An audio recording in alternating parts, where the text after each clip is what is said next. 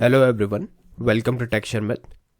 आज के सेशन में हम HTML के कंप्यूटर कोड एलिमेंट के रिलेटेड एक और टॉपिक कवर करेंगे, जिसमें हम देखेंगे कि क्या होता है KBD एलिमेंट। ठीक है, KBD एलिमेंट है क्या, कौन से ऐसे सिनेरियोज है जहाँ पे हमें उसको यूज़ करना है और उसको यूज़ करने से क्या क्या बेनिफिट्स होते हैं, ये सारी चीज़ें हम डिस्कस करेंगे इस पर्टिकुलर सेशन के अंदर। ठीक है, तो सेशन शुरू करने से पहले जस्ट मेरा एक रिकमेंडेशन है कि अगर अभी तक आप लोगों ने पहले वाले सेशंस नहीं देखे हैं तो आप पहले उनको देख सकते हो, क्योंकि ये जो पूरी प्लेलिस्ट है एक प्रॉपर सीक्वेंस और सिंक में है। ठीक है, इसका मतलब क्या हुआ कि अगर आप उसको सिक्वेंशियली फॉलो करोगे तो आपको और भी ज़्यादा ईजी लगेंगे, क्योंकि ये सब एक दूसरे से कनेक्टेड है कहीं ना कहीं। अगर हम बात करें HTML कंप्यूटर कोड एलिमेंट्स की भी, तो इस सेशन से पहले हमने कोड एलिमेंट के बारे में देखा था कि कोड एलिमेंट क्या होता है, क्यों हमें इसे यूज़ करना चाहिए, क्या उसके बेनिफिट्स हैं, है ना। आज वाला जो सेशन है वो उसी के कंटिन्यूशन में रहेगा, बट उसमें हम डिस्कस करेंगे KBD एलिमेंट के बारे में। ठीक है, और प्रोसेस वही रहेगा। सबसे पहले मैं रिक्वायरमेंट समझाऊंगा, डेफिनेशन बताऊंगा, और फिर लास्ट में हम आउटपुट और एग्जांपल से भी चीज़ों को वेरीफाई करेंगे। ठीक है, और हर बार की तरह आज के लिए भी आपका एक क्वेश्चन है। आज का क्वेश्चन ये है कि कौन से ऐसे सिनेरियोज हैं जहाँ पे हमें कोड एलिमेंट का यूज़ करना चाहिए। ठीक है, जो लोग पूरी सीक्वेंस से देख रहे हैं उनको पता होगा इसका आंसर, बट अगर आपको आंसर नहीं पता तो आप रेफर कर सकते हो पहले वाला सेशन, वहाँ पे अपन ने ये डिटेल में डिस्कस किया हुआ है। और अभी के लिए हमारा मेन जो फोकस रहेगा वो किस पे रहेगा, KBD एलिमेंट पे। ठीक है, तो स्टार्ट करते हैं। कोड बहुत ही सिंपल सा लिखा हुआ है अभी के लिए, HTML by texture math heading में आया हुआ है, और एक टाइटल हमने डाला है टेक्सचर मैथ। इसको करते हैं सेव, वेब ब्राउजर को रिफ्रेश, तो ये कुछ आउटपुट इस तरह से हमें शो करके दे रहा है। अब हमें क्या करना है, एक और हेडिंग डाल लेते हैं। यहाँ पे लिख देते हैं हेडिंग H2। ठीक है, हेडिंग 2 आ गई। यहाँ पे हम लिखेंगे KBD, इसको इस तरह से लिखते हैं KBD एलिमेंट इन HTML। ठीक है, KBD एलिमेंट इन HTML, इसको करेंगे सेव, वेब ब्राउजर को रिफ्रेश, तो ये हमारा टाइटल आ गया आज का। ठीक है, अब होता क्या है KBD, इसी से शुरू करते हैं कि डेफिनेशन क्या है, क्या चीज़ है KBD, किसको हम KBD बोलते हैं। तो डेफिनेशन में आपको एग्जैक्ट बताओ तो क्या बोलोगे आप लोग कि द KBD एलिमेंट और tag is used to denote keyboard input. ठीक है, तो लास्ट सेशन में हमने कोड के बारे में देखा था, वो क्या डिनोट कर रहा था, कोड को, और यहाँ पे क्या हम यूज़ कर रहे हैं KBD। तो KBD टैग क्या करता है, एलिमेंट क्या करता है, यूज़ तब लिया जाता है जब डिनोट करना हो किसी कीबोर्ड इनपुट को। ठीक है, it is a semantic element meaning it adds context to the enclosed text, indicating that it represents user input from keyboard. Typically web browser render KBD content in monospace font and it can be styled further with CSL for visual emphasis. So आप simple terms में इसको इतना ही समझ सकते हो कि जो KBD element है वो कीबोर्ड इनपुट को रिप्रेजेंट करता है, शो करता है। ठीक है, अब बात करें अगर रिक्वायरमेंट की, तो देखो कई बार ऐसे सिनेरियोज होते हैं जहाँ पे हमें कोई कीबोर्ड इनपुट को स्क्रीन के पे as a web page content show करना होता है।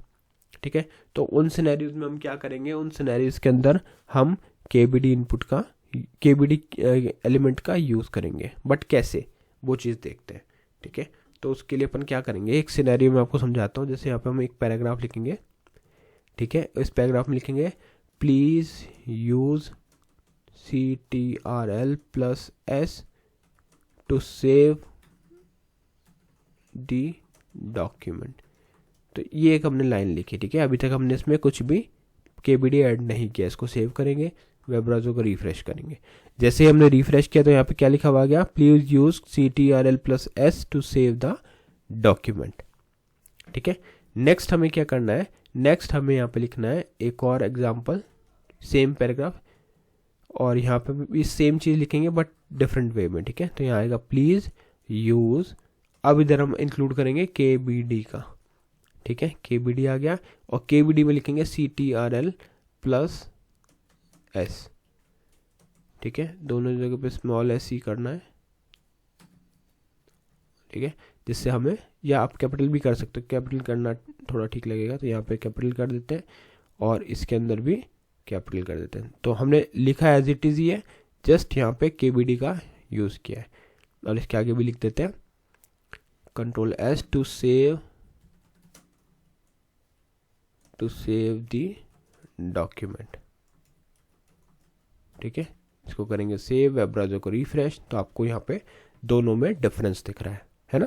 ये जो CTRL+S आ रहा है वो नॉर्मल टेक्स्ट से डिफरेंट है ना। तो ये क्या कर रहा है, ये डिनोट कर रहा है कीबोर्ड इनपुट को। ठीक है, तो जब भी यूज़र इस तरह के वेब पेज पे इस तरह का टेक्स्ट देखेगा तो कहीं ना कहीं उसको आइडिया होगा कि ये जो वैल्यू है वो एक्सपेक्ट हो रही है एज ए कीबोर्ड इनपुट। ठीक है, और फिर वो इजीली उस चीज़ को जैसे यहाँ पे हम नॉर्मली डॉक्यूमेंट सेव करने के लिए कंट्रोल एस यूज़ करते हैं, तो इसीलिए मैंने आपको इस एग्जांपल से बताया कि आप इस तरह का एक इंस्ट्रक्शन डाल सकते हो कि please use control S to save the document. ठीक है, ऑल्दो दोनों में ज़्यादा डिफरेंस नहीं है बट विजुअल डिफरेंसेस हैं। अगर आप देखोगे तो कंट्रोल एस नॉर्मल जो लिखा हुआ है वो अलग है इस कंट्रोल एस से।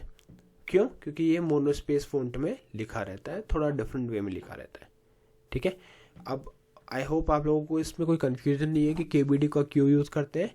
आप सिंपली कह सकते हो कि KBD एलिमेंट को तब यूज़ किया जाता है जब हमें किसी भी कमांड को एज ए किसी भी user input keyboard user input को शो करना हो। ठीक है, तो ये तो हो गई टेक्निकल बात। अब अगर इसको लेमन टर्म्स में समझे तो आप ऐसा सोच सकते हो कि एक KBD टैग या फिर KBD टैग जैसे just think of the KBD tag as a way to show text that looks like a keyboard button on a web page. When you want to tell someone what keys to press, like Control S, you can wrap those letters in KBD tag. This makes them look different, like actual keyboard keys, so it can easy for people to know they should press those buttons. ठीक है, तो ये definition मैंने आपको एक और पढ़ के बताया, बट उसका रीज़न क्या है? उसका सिर्फ यही रीज़न है कि आपको डेफिनेशन इंटरव्यूज़ में हेल्प करेगी, और कॉन्सेप्ट्स जो हैं, जब भी हम चीज़ें प्रैक्टिकली करके देख रहे हैं वो आप एक बार एग्जांपल बनाओगे तो उससे आपको क्लैरिटी मिलेगी कि उस एग्जांपल को क्यों यूज़ किया जाता है। ठीक है, तो आई थिंक अभी क्लियर हो गया आपको कि कैसे हम KBD का यूज़ करते हैं। यहीं पे मैं एक छोटा सा एग्जांपल आपको डिफरेंस दिखाने के लिए जस्ट एक ये भी लिख के दिखा देता हूँ कि KBD और जैसे यहाँ पे मैंने लिखा CTRL+S। ठीक है, और इसी तरह से हम यहाँ पे कोड लिख लेते हैं। दोनों में डिफरेंस क्या आ रहा है, कुछ आ रहा है क्या, ये देखने के लिए जस्ट तो यहाँ पे लिखेंगे +S, सेव करते हैं, रिफ्रेश करते हैं ब्राउज़र को, तो ये देखो दोनों टेक्स्ट में एज सच कोई डिफरेंट नहीं है, बट दोनों का पर्पस अलग अलग है। कोड जो है वो यूज़ होता है किस लिए? प्रोग्रामिंग इंस्ट्रक्शंस को शो करने के लिए। वहीं पे अगर KBD की बात करें तो वो यूज़ होता है यूज़र इनपुट को शो करने के लिए। ठीक है, तो आई थिंक ओवरऑल आपको ये आइडिया हो चुका है कि कैसे KBD का यूज़ किया जाता है, कौन से ऐसी कंडीशंस और सिनेरियोज हैं जहाँ पे हमें ये यूज़ करना होता है। नॉर्मली जैसे हम कोई वेब पेज बनाते हैं और उसमें अगर हमें कोई भी इंस्ट्रक्शन देना है, वो इंस्ट्रक्शन किसी भी तरह हो सकता है। जैसे अगर आपको किसी वेब पेज पे लिखना है कि press Ctrl+B for Boulding the text, ठीक है, फॉर बोल्ड और अनबोल्ड द टेक्स्ट, तो उस केस में आप Ctrl+B को भी KBD में लिख सकते हो, क्योंकि वो एक एज एक्सपेक्ट होगा यूज़र इनपुट फ्रॉम कीबोर्ड। उसी तरह से और भी सिनेरियोज हो सकते हैं, जैसे Ctrl+B का हमने देखा, Ctrl+S, Shift या Shift-Alt, Ctrl-Alt डिलीट।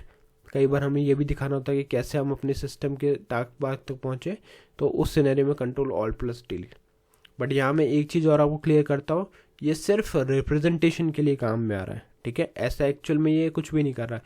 जैसे हमने कोड देखा था तो कोड में भी क्या होता था, सिर्फ कोड को एज ए टेक्स्ट शो करा जाता था, बट एक्चुअल में वो कोड एग्जीक्यूट नहीं होता था, है ना। उसी तरह से यहाँ पे भी बस हम एक टेक्स्ट को शो कर रहे हैं जिससे इंडिकेट हो जाए कि ये एक यूज़र इनपुट है, यूज़र इनपुट है जो कीबोर्ड द्वारा प्रोवाइड किया हुआ है। ठीक है, तो या आई थिंक आज का ये पूरा टॉपिक तो हमें क्लियर हो गया कि KBD को क्यों यूज़ किया जाता है, और KBD पार्ट है किसका, कंप्यूटर कोड एलिमेंट्स का। नेक्स्ट सेशन में हम ऐसे ही और भी टॉपिक डिस्कस करेंगे, और तब तक आप लोग उस क्वेश्चन का आंसर शेयर कर सकते हो जो मैंने अभी आपसे शेयर किया था कि why do we use iframe in HTML। या iframe नहीं, सॉरी, आज वाले इस सेशन का क्वेश्चन है कि why do we use code element in HTML। तो आपको शॉर्ट में आंसर लिखना है और जो कंसिस्टेंट आंसर लिखेगा वो अपकमिंग सेशन में स्पॉटलाइट होगा। तो आज के लिए इतना ही था। नेक्स्ट सेशन में बाकी टॉपिक डिस्कस करेंगे। So thank you for watching tech share with.